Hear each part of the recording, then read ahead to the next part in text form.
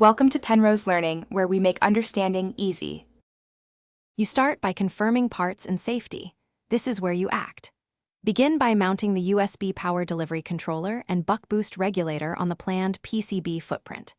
Connect ground and power planes first, then place bulk and decoupling capacitors near regulator pins.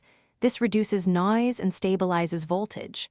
Once done, solder MOSFET and low RDS on components, keeping short traces for high current. Make sure to orient diodes and electrolytics correctly.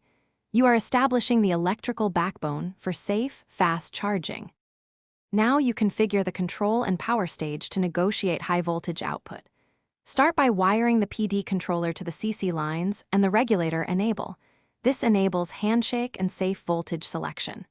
Then program or set the feedback network so the regulator outputs 5V, 9V, 12V, or 20V as negotiated.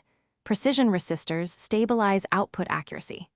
Once that's stable, add a low-value current sense resistor and RC filtering for transient suppression.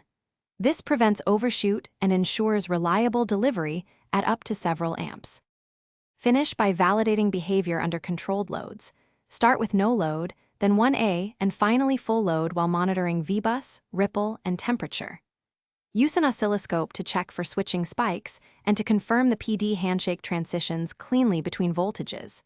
If you see instability, reboot the test with short runs, then inspect solder joints, ground routing, and the feedback divider for incorrect values. One key troubleshooting tip: if voltages oscillate, improve decoupling and shorten feedback trace length. This often cures control loop instability.